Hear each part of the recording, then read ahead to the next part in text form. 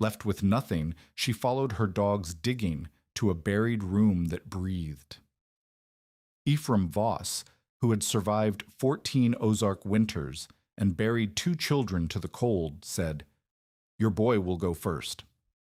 She had $11, 1 child, and no way to cut 6 cords before the freeze. On December 14th, 1886, the temperature dropped 48 degrees in 7 hours. But 4 months earlier, Ada Larkin Hale had never shored earth or survived a winter alone. She had arrived in Berry County, Missouri, in August of 1886 with a trunk, a 7-year-old boy, and a husband who still had his name on the deed. By September, Silas Hale was gone. He took the wagon team, the last of the timber money, and whatever promise the marriage had left. He did not say goodbye to his son. Ada found out he had left when she walked to the barn and saw the empty stalls, the harness pegs bare, the drag marks in the dust where he had hitched the mules in the dark. She had $11 sewn into her hem, 1 milk goat, half a sack of cornmeal, 2 jars of sorghum, 1 side of salt pork already half gone. The cabin was 12 feet by 16, chinked badly, with a warped plank door and a clay and stick chimney that pulled smoke back into the room when the wind came from the north. She could not sell and leave because there was nothing to sell. She could not walk to town and board a train because the fare to anywhere was more than $11, and she had a child who could not walk 30 miles in autumn mud. She could not send word to family because there was no family left to send word to. The land was hers now. The debt was hers. The winter was coming, and the winter did not care whose name was on the deed. Ephraim Voss came on the 3rd day after Silas left. He was 58 years old, a widowed stockman who had buried 2 children after prairie winters and survived 14 on the Missouri Ozarks edge. His boots were cracked at the soles, and his coat had been patched twice at the elbows, but when he spoke, other men listened, because Ephraim Voss had seen what killed and what did not. He walked the property without asking permission. He looked at the woodpile. He looked at the chimney. He looked at the gaps in the chinking where daylight showed through. He looked at Ada's hands, still soft from a summer of indoor work, and at Jonah sitting on the stump with his legs too short to reach the ground. "How much wood you got cut?" Voss asked. "Near a cord," Ada said. "Maybe a little more." "A cord." Voss said the word like it was a disease. "You know what a house this size needs to get through a hard winter? 6 cords minimum. Could be 8 if it turns mean. You got 1 and half of it ain't seasoned." "I can cut more." "With what?" Voss looked at the axe leaning against the cabin wall. The handle was cracked near the head. "You got no team to drag logs. You got no man to swing. You got no money to hire. And even if you did, every cutter in the county is already spoken for by men who planned ahead." Ada said nothing. "You got a child," Voss said. He was not looking at her now. He was looking at Jonah. "Winter takes the young ones first. Cold gets into them, and they can't fight it off. I buried my Thomas when he was 6, February of 79, woke up and he was blue." "I will manage," Ada said. Voss turned and looked at her. His eyes were pale and tired, and had seen too much. "You and that dog will freeze in that shack before Christmas," he said, "and your boy will go first." He left without offering help. That was the judgment. That was the verdict from a man who had earned the right to deliver it. Ada stood in the yard and watched him go and felt the first cold wind of autumn on her face, and she knew that everything he said was true. The arithmetic was simple and impossible. A 12 by 16 cabin with a child inside, bad chinking, and a chimney that did not draw properly would burn through a cord of wood in 3 weeks if the cold was moderate. In a hard winter, and the old-timers said this one would be hard, set it in their bones and their aching joints, and the way the squirrels were burying deep, a house like that might need fuel-fed every 2 hours just to keep the water bucket from freezing. Ada had roughly 1 cord. She needed 6. She could not cut the wood because she did not have the strength or the skill or the time. She could not buy the wood because $11 would purchase perhaps a cord and a half at current prices, and then she would have nothing left for food. She could not borrow because no one lent to a woman alone on a claim that everyone expected to fail. 1 + 5 = 6. Ada had one. The gap was 5 cords of seasoned hardwood, split and stacked and kept dry. 5 cords was 3,000 pounds of oak. It was 300 hours of labor she did not have. It was a debt she could not pay with money she did not possess. She sat on the cabin step that night after Jonah was asleep and did the math again and again, hoping the numbers would change. They did not change. The cold was coming, and she had nothing to stop it with. Rook lay at her feet. The dog was a shepherd mix, black with one white ear, and he had been hers since before Silas. He pressed his head against her knee, and she put her hand on his skull and felt the warmth of him, and she thought, "We are going to die here, all three of us. Unless there was something she had not thought of. Some way to close a gap that arithmetic said could not be closed." The dog started digging in late October. At first, Ada thought nothing of it. Dogs dig. They dig for voles, for buried bones, for the simple joy of moving earth with their paws. But Rook kept returning to the same spot, a patch of ground 10 yards behind the cabin, near where a stand of scrub oak gave way to limestone outcrop. He would dig until his nails were packed with clay, then lie flat over the spot with his head on his paws, whining softly as if guarding something. "What have you found?"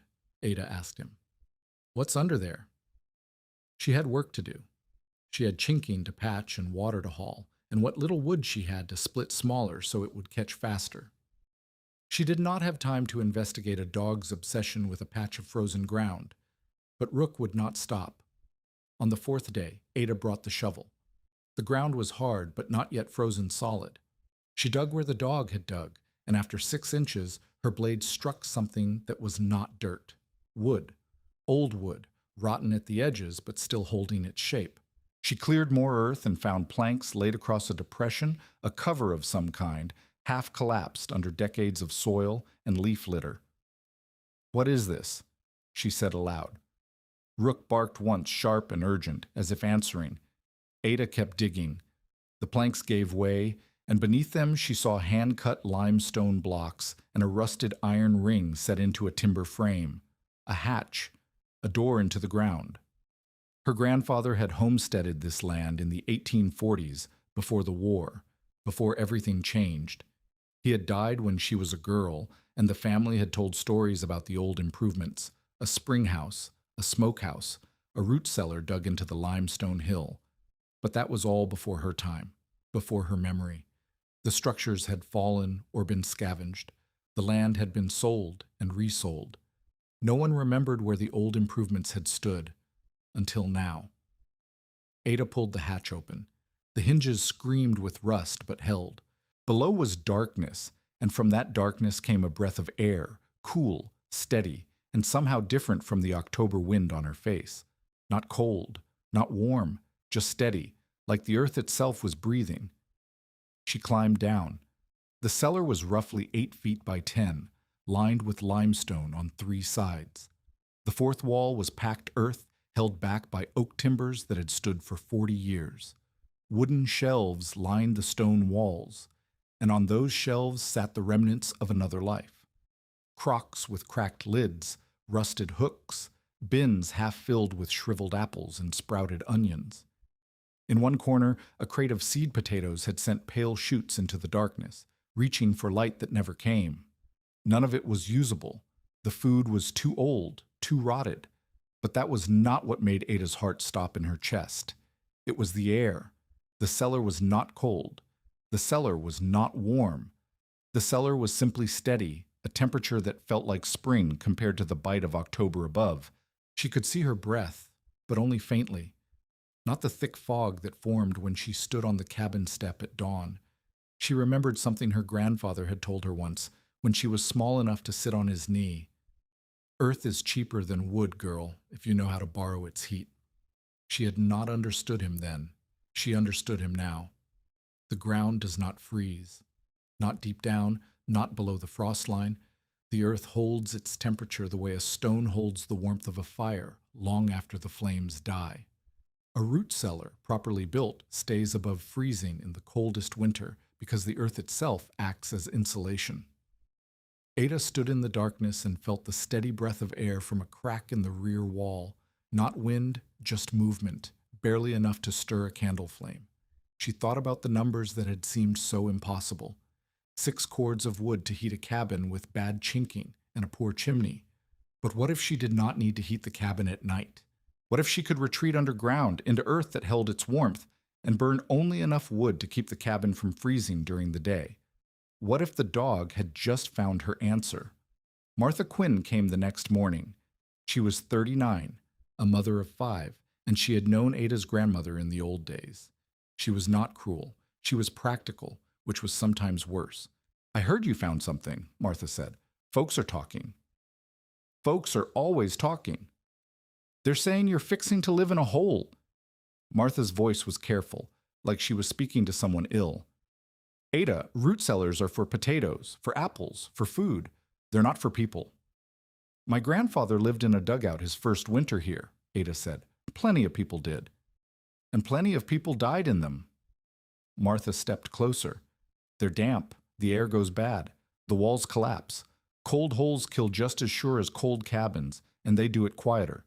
You go down there with that boy, and if something happens, if the timbers give, if the air turns, nobody will know until spring.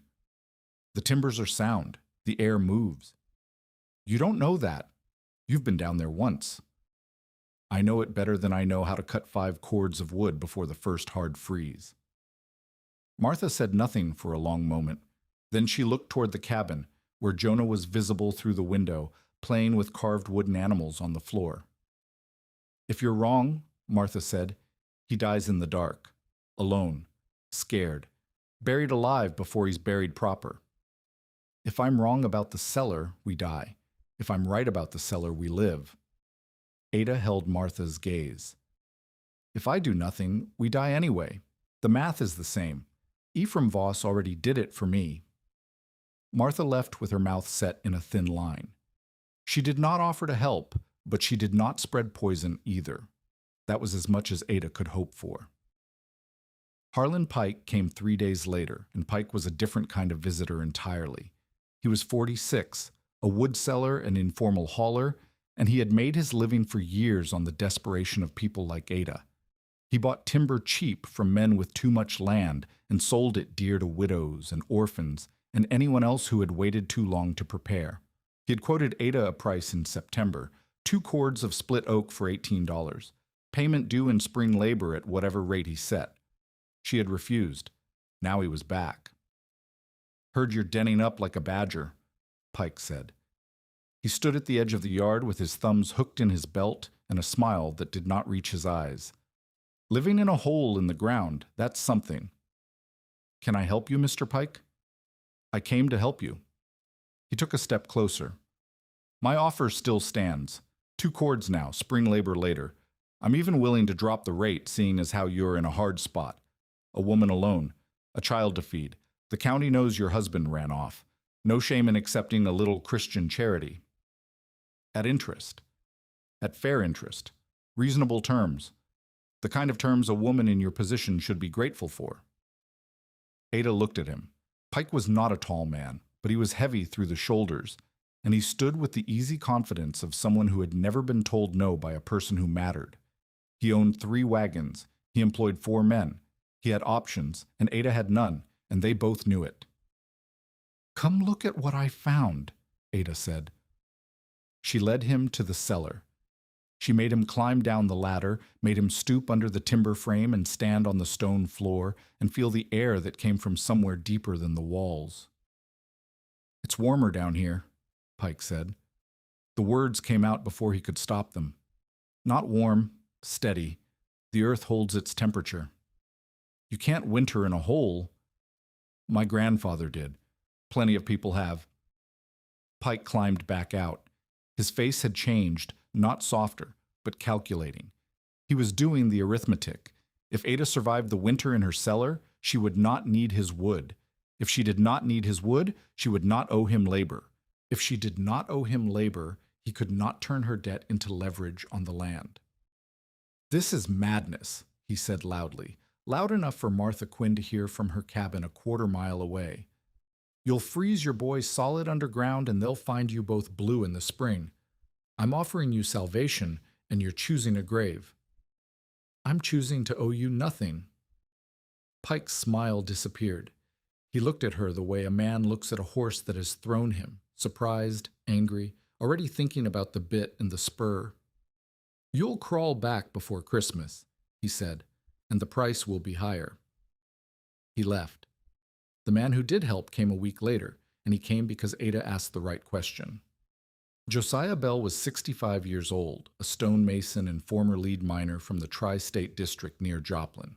He had worked the mines for 20 years before his leg was crushed in a tunnel collapse, and now he walked with a limp and lived on odd jobs, chimneys mostly, cisterns when he could get them. He knew limestone, he knew earth, he knew what happened when you put weight on rock that looked solid but was not. Ada had heard about him from a woman at the general store. She walked 4 miles to find him and found him sitting on his porch, sharpening a cold chisel with a file. "Mr. Bell," she said, "I need to know if a cellar will kill me." Josiah looked at her. He was thin, with white hair and hands that were knotted from decades of work. His eyes were sharp. "Most folks ask if it will work," he said. "I don't care if it works. I care if it fails. I need to know where the failure points are. I need to know what will collapse and what will hold and how to tell the difference before I put my son down there." Josiah set down his chisel. "Show me." He came to the claim that afternoon. He climbed down into the cellar with a candle and a hammer, and he spent an hour tapping stones and testing timbers and running his fingers along joints that Ada could barely see. When he came up, his face was thoughtful. "Your grandfather knew what he was doing," Josiah said. "The limestone's good, solid bedding, no fractures I can find. The timbers are white oak, and they've held this long, but the rear posts are taking weight they shouldn't. You dig any deeper without cribbing, you'll bring the roof down. Can it be fixed? Can be improved. Can't be fixed because it ain't exactly broken." He looked at her. "You're planning to winter down there?" "I have 1 cord of wood. I need 6. Josiah nodded slowly. "Root cellars hold steady temperature, always have. You get below the frost line, you get rock and earth doing the work instead of wood fire." He glanced toward the cabin. "That chimney of yours draws poorly. I could see it from the road. You'd burn twice the wood just fighting the draft." "Will you teach me?" "Teach you what?" "Everything. How to read stone, how to shore earth, how to manage air so we don't suffocate in our sleep." Josiah was quiet for a long moment. Then he said, "Why should I?" "Because I asked the right question. Because you're a man who knows things, and I'm a woman who's willing to learn them. Because if I die down there, it'll be your chimney work people remember. And because I'm going to do this whether you help or not, I'd just rather do it right." The old man laughed. It was a dry sound, like stones clicking together. "Nobody's asked me to teach anything in 10 years, he said. "They just want the work done and the bill paid. You're different." "I don't have money to pay you." "I know." He picked up his hammer. "I didn't ask for money. I asked why you thought I'd help. You gave a good answer." He started toward the cellar. "Come on then. First lesson, learning to hear what stone is telling you." The work began the next morning and did not stop. Josiah taught her to tap limestone with a mason's hammer and listen for the difference between sound stone and fractured face. A solid block rang clear and high. A cracked block gave a dead sound, a thud instead of a tone. "Stone talks," he said. "You just have to learn its language." He taught her to shore earth with oak posts and cap beams working in short sections, never more than 2 feet at a time. "You dig too wide, you lose your overhead. The earth doesn't care if you're underneath it. It'll come down when it's ready." He taught her about air. A low intake and a high exhaust would create draft by temperature difference alone. Warm air rising, cool air drawn in to replace it. But too much draft steals your warmth. You want the air to move, but move slow, like breathing, in and out, steady. She learned, she worked. Her hands cracked and bled and formed calluses. She lost weight because there was not enough food to replace what the labor burned, but the cellar grew. Week 1. The hatch cleared, the debris hauled out, the entrance collar rebuilt with limestone and clay mortar. Week 2. The rear wall inspected, one dangerous seam marked and reinforced with timber bracing, the ceiling height measured at 6 feet 4 inches at the center. Week 3. 2 plank bunks built above the dampest floor line, cedar boughs laid under duckboards to lift them clear of the stone, a hanging quilt rigged to partition the sleeping area from storage. Week 4. A short stovepipe thimble installed near the entry zone for emergency warming, an intake vent boxed with wooden shutters, the shelves rebuilt and lined with fresh straw, but the wood remained short. 1.5 cords now, from scrounging and splitting deadfall, but winter was coming faster than the pile was growing. Ada could see her ribs when she washed. Jonah had started coughing at night. And then the rains came. 3 days of cold rain in the first week of November. The ground turned to mud. One corner of the cellar slumped where the drainage trench was not yet complete. Ada spent 2 days hauling buckets and shoring the wall with rocks she could barely lift. Josiah helped when he could, but his leg was worse in the wet, and there were days he could not walk at all.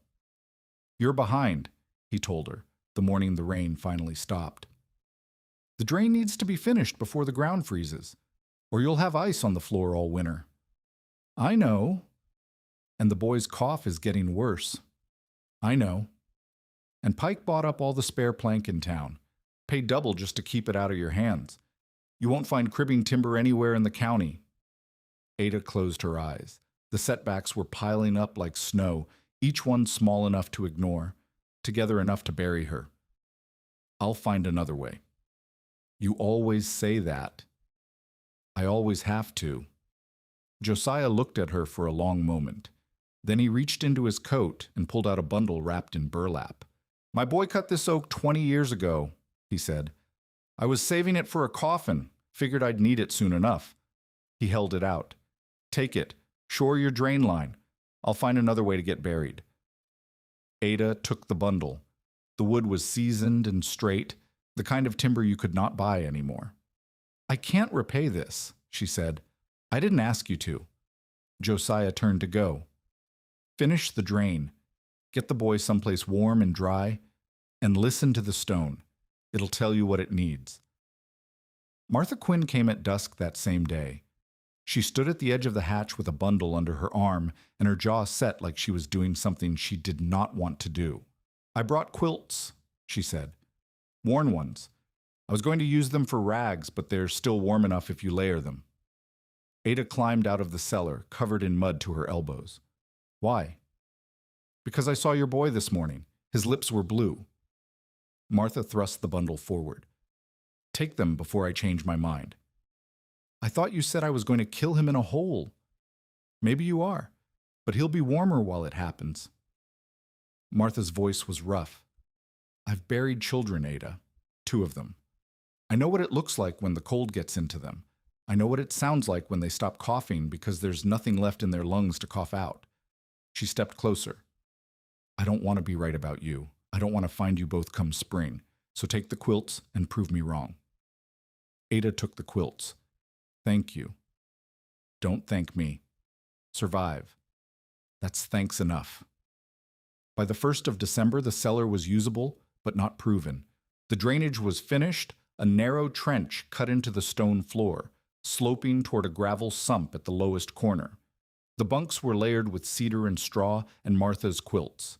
The shelves held what little food Ada had managed to store: a crock of beans, a jar of sorghum, dried apples she had bought with 4 of her remaining dollars. The intake vent worked. Ada could feel the air moving when she held a candle near it, a slow, steady draw that freshened the chamber without stealing warmth. Josiah had tested the exhaust 3 times, blocking and unblocking the high slot until he was satisfied the flow would not reverse. "The stone is sound," he said. "The timbers will hold. The air moves." He looked at her across the cellar, his face shadowed in candlelight. "It's as ready as you can make it." "Will it work?" "Ask me in March." But the skeptics were not satisfied with technical assessments. Ephraim Voss came to look, and he looked a long time. He pressed his palm against the limestone. He felt the air coming from the rear crack. He watched the candle flame bend toward the exhaust vent. Warmer than I expected, he admitted. But one mild night proves nothing.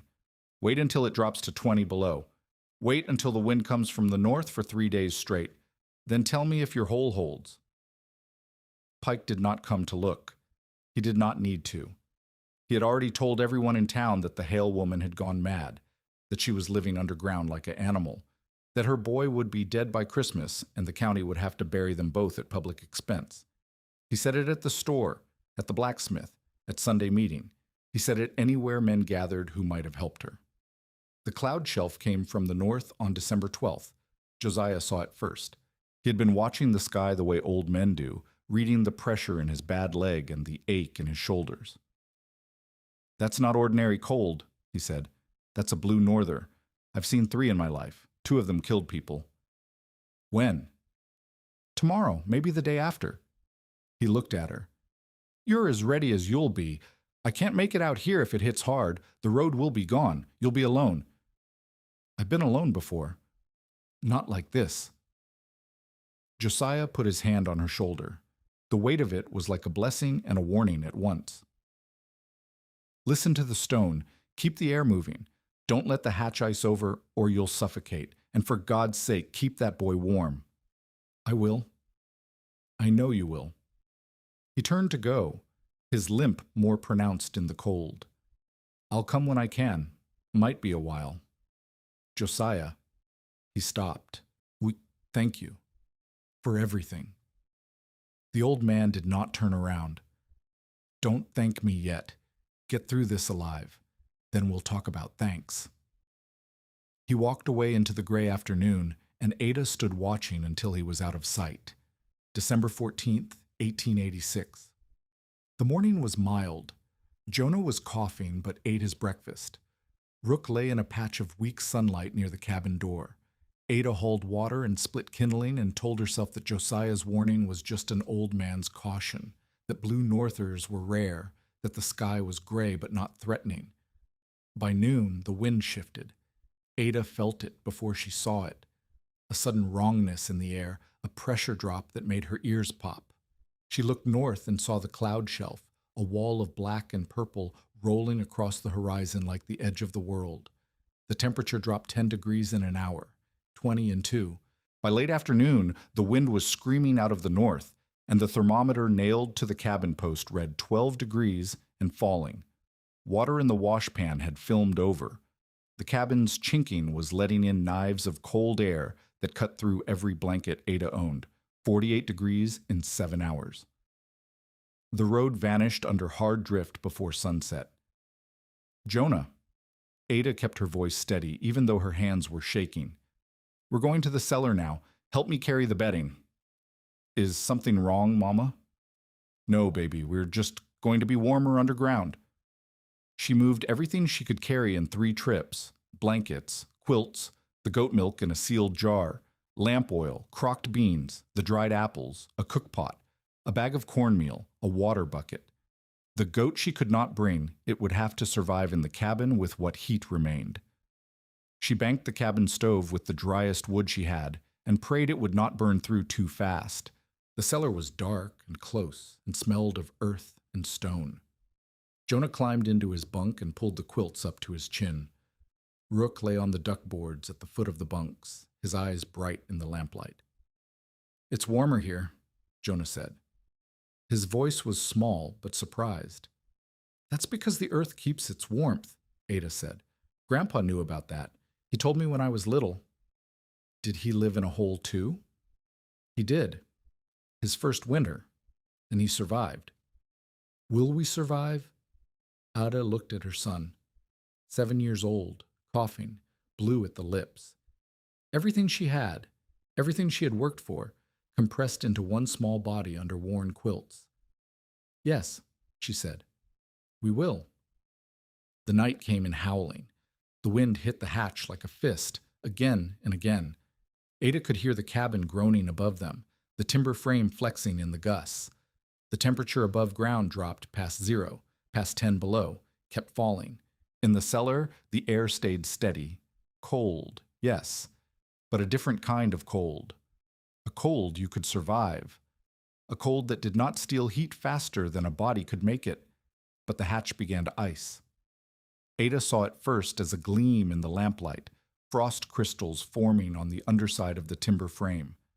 Within an hour, ice was building on the hinges, on the edge of the hatch seal, creeping toward the ventilation gap that kept them alive. She climbed the ladder with a stick and a mittened hand and chipped at the ice. It cracked and fell and reformed. She climbed and chipped and climbed again. The air had to keep moving. Josiah's voice in her head, "Don't let the hatch ice over or you'll suffocate." Jonah's fever spiked at midnight. She felt his forehead and knew it was bad, the kind of heat that came before the shaking started. She had willow bark tea in the cabin, but the cabin was above ground, in the killing cold, and she could not leave Jonah alone. "Mama," he said, his voice thin and strange. "Mama, I'm hot." "I know, baby, I know." She gave him water. She cooled his forehead with a damp cloth. She sang the songs her mother had sung to her, songs she had not thought about in 20 years. She watched his breathing and counted the seconds between each exhale and prayed to a God she was not sure she believed in anymore. The ice came back. She climbed and chipped. The ice came back again. At some hour past midnight, Ada slipped on the frozen ladder rung and caught herself on the hatch frame. Her palm hit the iron hinge, frozen metal on wet skin, and the cold burned through her. She yanked her hand back and saw blood welling where the skin had torn. She did not have time to bandage it. The ice was building. She worked one-handed, her injured palm pressed against her coat, and thought, "This is how it ends." Not the cold itself, but the accumulation of small failures. The ice she cannot clear fast enough. The fever she cannot break. The blood she cannot stop. One by one, the problems multiply until there is nothing left to do. Then Rook started barking. The dog was facing the hatch, not the ice, but the gap beyond it, the narrow slice of black sky visible through the vent. He was barking with a kind of urgency Ada had never heard from him, a high, sharp sound that cut through the howl of the wind. She climbed the ladder and looked. Light. Orange light, flickering on the snow. The cabin was on fire. She threw the hatch open, and the cold hit her like a wall. The wind drove snow into her face, blinding her. She could not see the flames, but she could see the glow reflected on the drift, and she could smell the smoke. An ember from the stove. A spark through a crack in the chimney clay. Something had caught, and now her cabin, her work shelter, her daytime refuge, her only building above ground was burning. If it burned completely, the cellar entrance would collapse. The timber frame of the hatch extended into the cabin's foundation. Lose the cabin, lose the hatch, lose the hatch, lose the air. Ada did not think. She climbed out. The cold was beyond anything she had ever felt.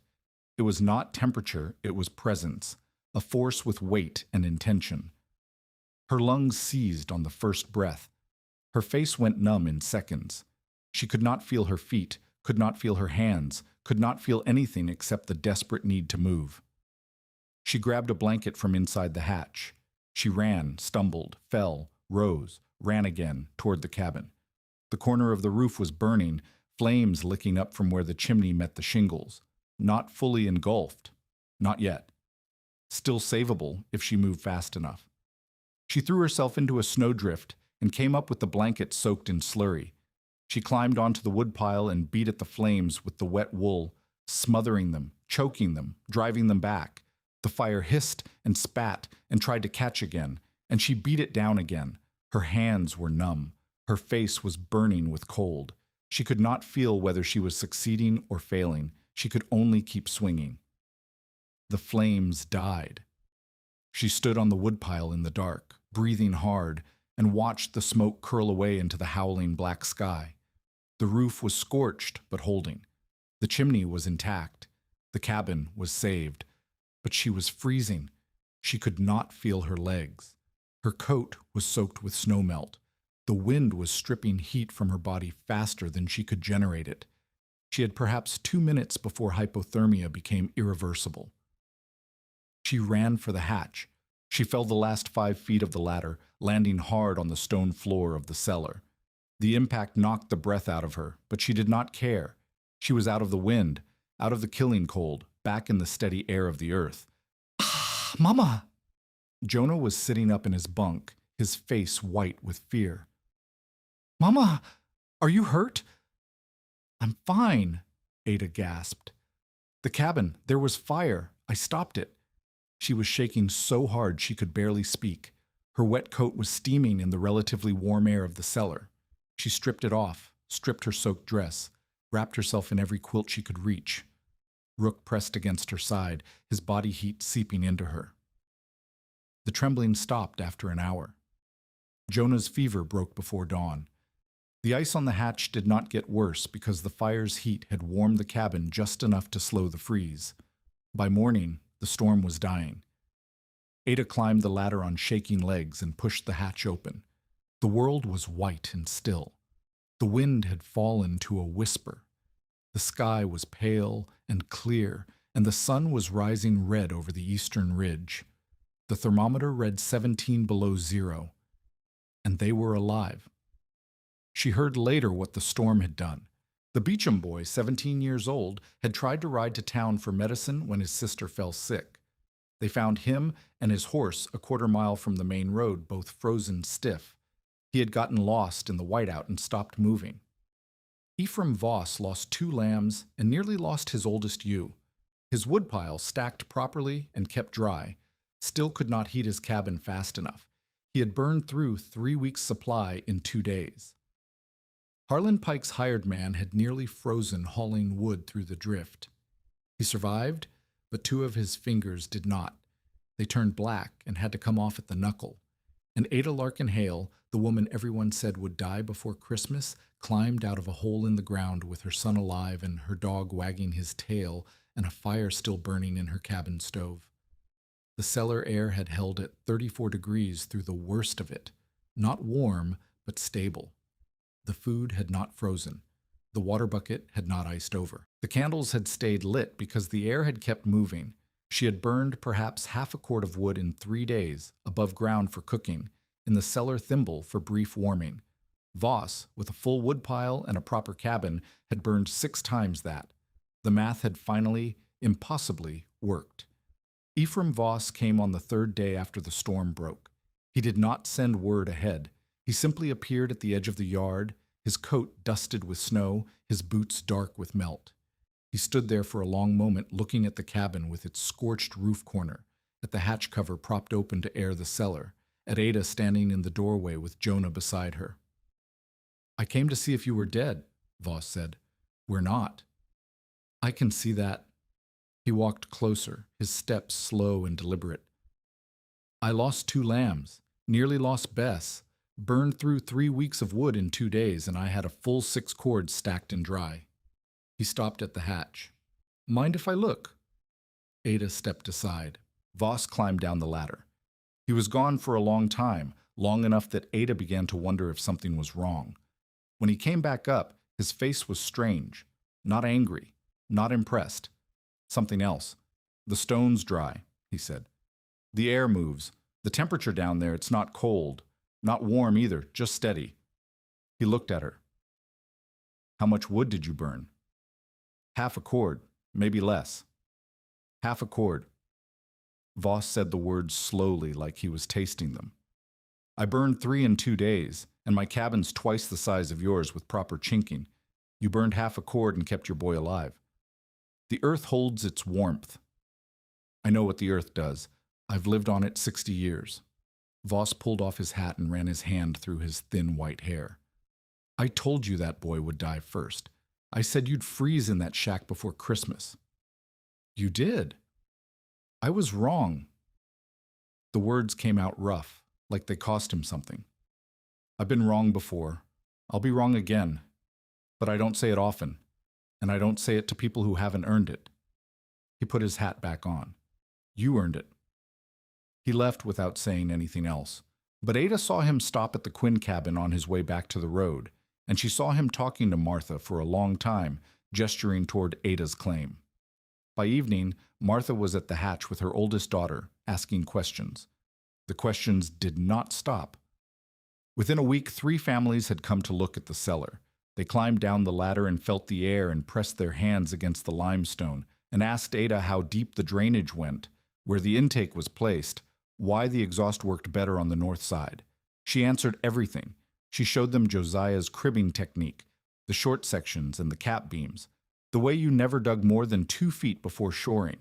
She showed them how to read stone with a hammer tap, the difference between a ring and a thud. She showed them the vent shutters and explained how too much draft stole warmth, how the air needed to move like breathing, steady, slow, in and out. "Where did you learn all this?" Martha's husband asked. "A man named Josiah Bell. He used to work the lead mines." "The crippled mason? I thought he just did chimneys." "He knows more than chimneys." Ada touched the limestone wall.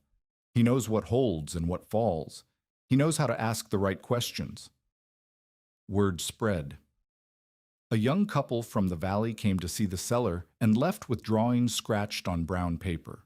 An old widow who had nearly frozen in her cabin asked Ada to walk her property and tell her where a cellar might be dug.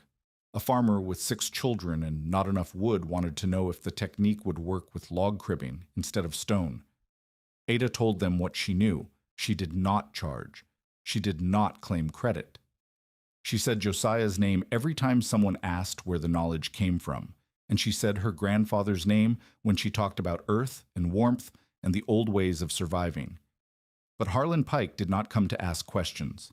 Pike came to watch. Ada saw him at the edge of her property 3 times in January, standing by his wagon with his arms crossed, studying the stream of visitors. He did not approach. He did not speak. He simply watched, and his face grew darker each time. She understood why. Pike had built his business on desperation. He sold wood to people who had waited too long to prepare, and he sold it dear because they had no choice. But if people could winter in cellars, if they could cut their wood consumption in half or more, then Pike's leverage vanished. His prices would not hold. His debts would not convert to labor. His power over widows and orphans and anyone else caught short would evaporate like frost in morning sun. The first attack came in February. Pike stood up at the general store and announced that he was building earth rooms for anyone who wanted them. Faster than digging your own, he said. Cheaper than buying wood all winter. He would put up the timbers and line the walls and have you sleeping underground by next week. 3 families paid him in advance.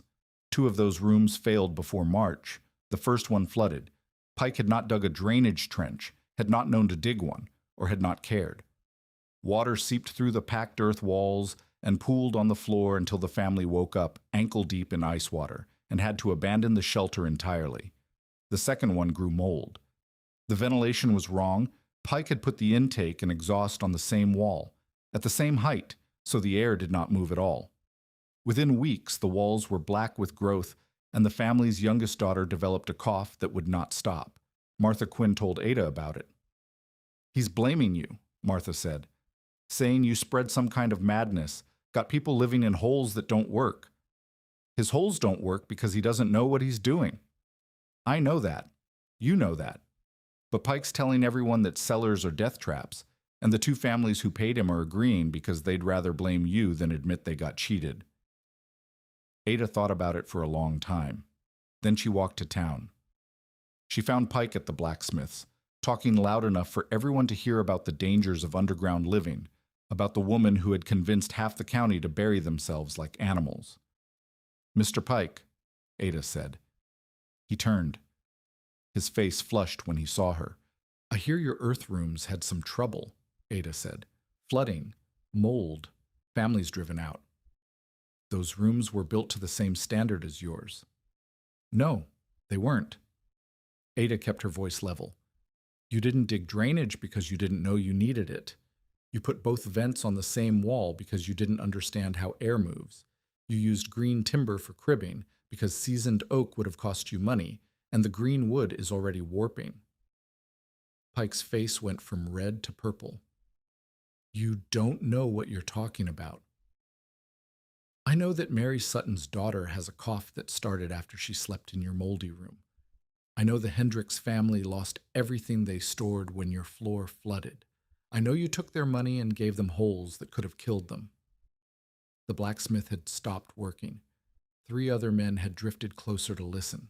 If you want to build earth rooms, Ada said, I'll teach you how to do it right. No charge.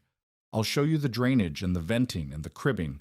I'll walk your sites and tell you where the problems are before anyone else gets hurt. I don't need teaching from a woman who lives in a hole.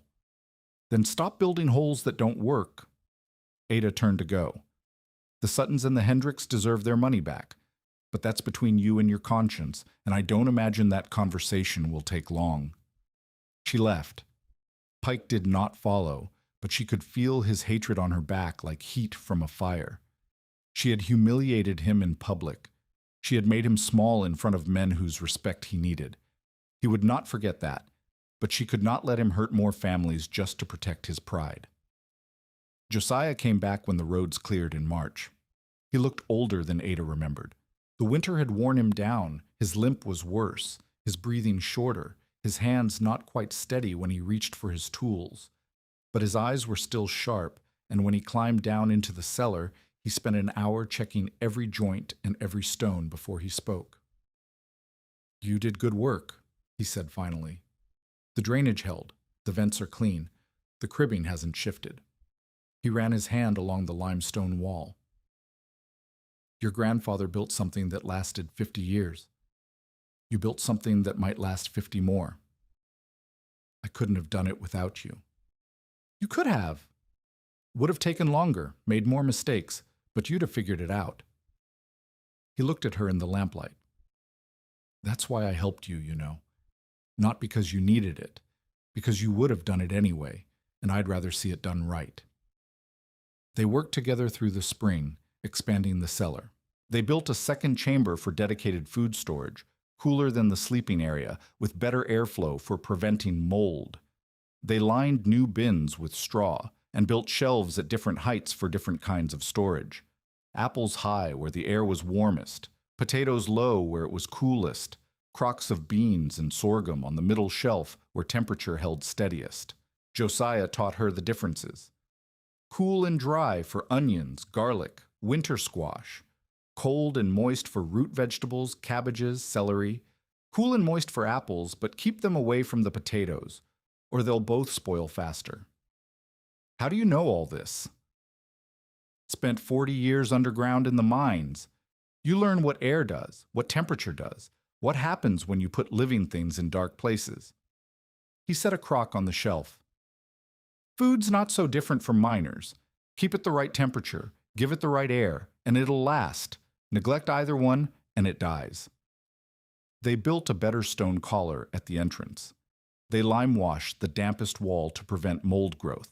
They widened the drain trench and improved the vent shutters so Ada could control airflow with more precision. And then, in late August, Josiah did not come. Ada found out 3 days later from a man who had passed through town. Josiah's wagon had overturned on the Cassville Road. The old man had been pinned under the wheel for hours before anyone found him. By the time they got him free, the damage was done. Internal injuries, the doctor said, complicated by fever. She walked to his cabin. It was small, smaller than her own, with tools hung on every wall and limestone samples lined up on the windowsill like a collection of bones. Josiah was in bed. He looked like he had aged 10 years in a week. Should have known better, he said when he saw her. His voice was thin, a whisper of what it had been. Wheel hit a rut. I was going too fast. Stupid mistake for a man my age. The doctor says you might recover. The doctor says what people want to hear. Josiah coughed, a wet sound that came from deep in his chest. I know what dying feels like. I've seen it enough times. This is what it feels like. Ada sat beside his bed. She did not know what to say, so she said nothing. I left you something, Josiah said after a while. In the box under the window, my sounding hammer, the one I taught you to use. Josiah, take it. I don't need it where I'm going, and you'll need it for what's coming. He turned his head to look at her. You're going to teach people, Ada, not just show them, teach them, the way I taught you. Make them understand the why of it, not just the how. I don't know if I can. You already have. He closed his eyes. Listen to the stone. That's the last lesson. The stone will tell you what it needs. The people will too if you listen close enough. He died 3 days later. Ada was there at the end, holding his hand while his breathing slowed and stopped. She did not cry. Josiah would not have wanted crying. He would have wanted her to finish the work. She took the sounding hammer.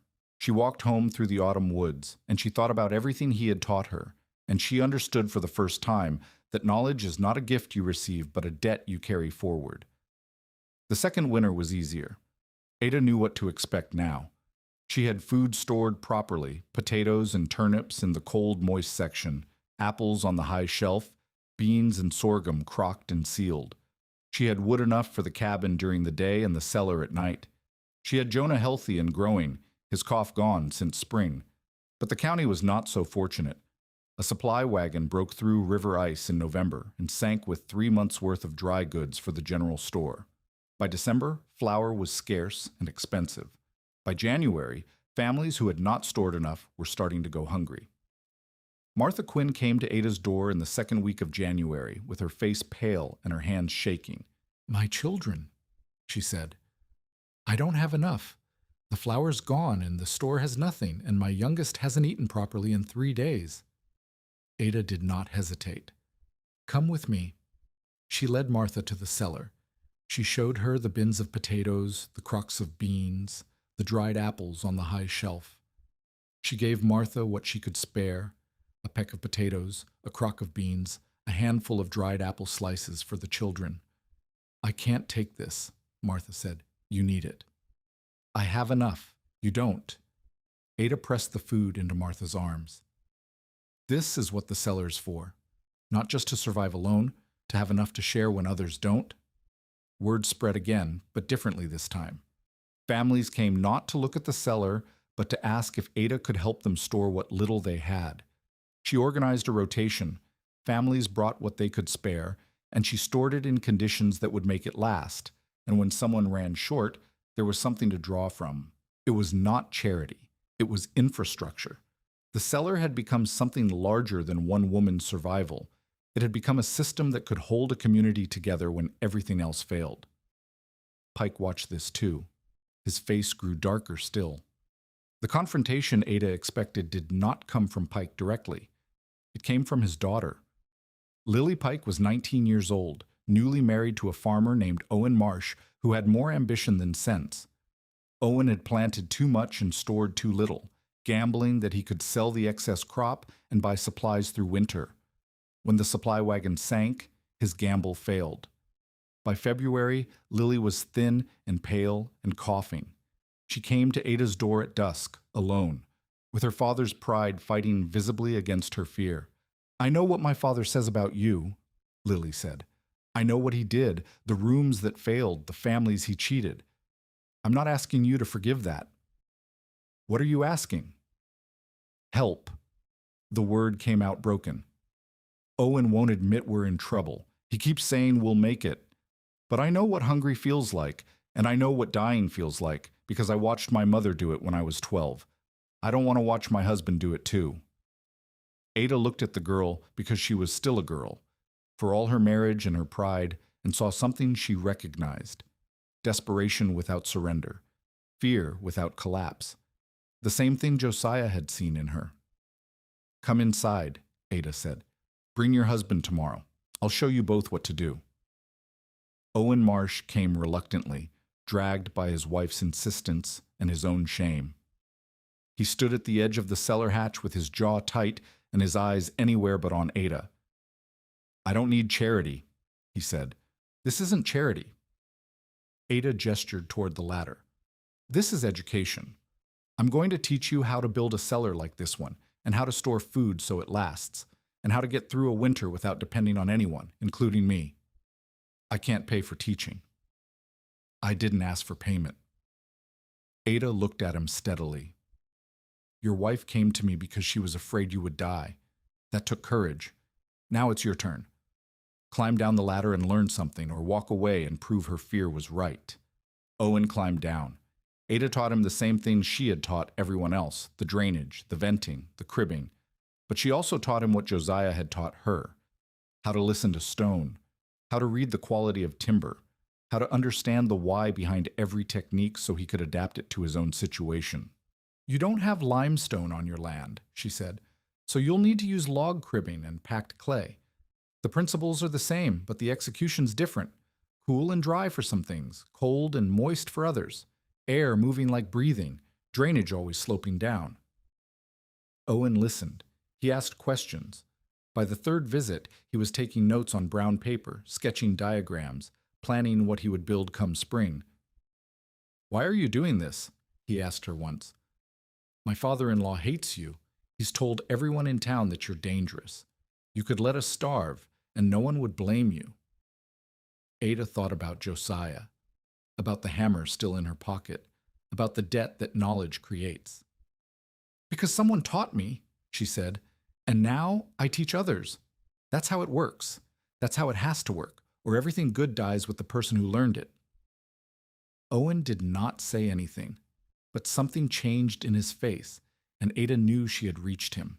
Harlan Pike came to Ada's door on the last day of February. He came at dusk, like his daughter had, but there was nothing desperate in his face. There was something worse: defeat. "I need help," he said. The words sounded like they were being pulled from him by force. His jaw was clenched so tight Ada could see the muscles jumping in his cheeks. "With what?" "My pantry froze." Pike would not look at her. "The shallow one I dug for my own house. I thought I knew how it was done. I didn't dig deep enough, didn't vent it right. Everything froze solid, the potatoes, the apples, the crocks. All of it. You have money. You can buy more." "Not enough. Not after the rooms that failed. I had to pay back the Suttons and the Hendricks, and I lost 3 contracts because word got around about what I didn't know." His voice cracked. "My daughter is living on what you gave her. My granddaughter, Lily's carrying. Did you know that? My grandchild might be born to a family that can't feed itself, because I was too proud to learn from a woman who knew more than me." Ada stood in the doorway and looked at the man who had told everyone she would freeze her son underground, who had bought up plank to sabotage her work, who had built rooms that hurt people and blamed her for the failures. "Come inside," she said. Pike's head jerked up. "What?" "I said come inside. I'll show you what you did wrong. I'll show you how to fix it." She stepped back from the door. "And then you'll teach others what you learn, and you'll do it without charging them more than the materials cost. That's the price." "I can't." "You can. That's the price. Take it or leave." Pike stood in the cold for a long moment. Then he took off his hat and he walked through the door, and Ada taught him the same thing she had taught everyone else. He never apologized. He never admitted he had been wrong about her.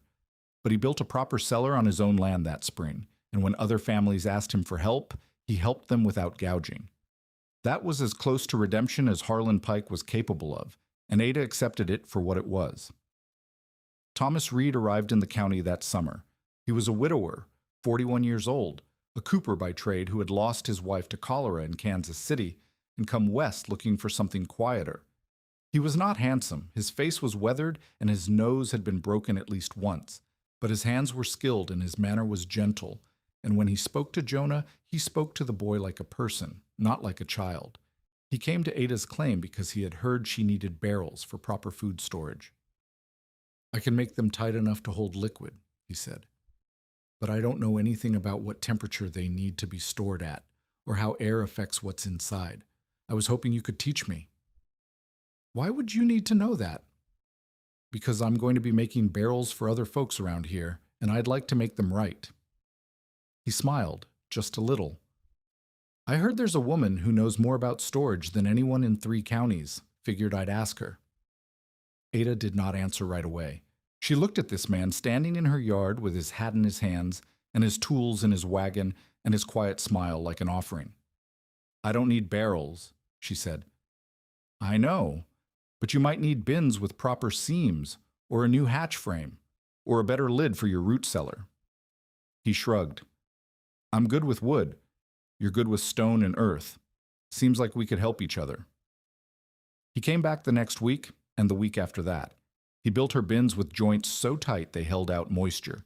He rebuilt her hatch frame with oak that would last another 50 years. He carved Jonah a set of wooden animals that the boy carried everywhere. Ada did not notice at first when the work visits became something else.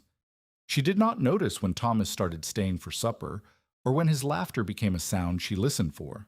She did not notice until one evening in September when he was leaving, and he stopped at the door and said, I could come back tomorrow, if you'd like. I'd like, she said. He kissed her hand. Just her hand, nothing more. But it was enough. They married the following spring, in the cabin that Ada had saved from burning, with Jonah as witness and Rook lying at the door. It was not a grand ceremony. There was no preacher.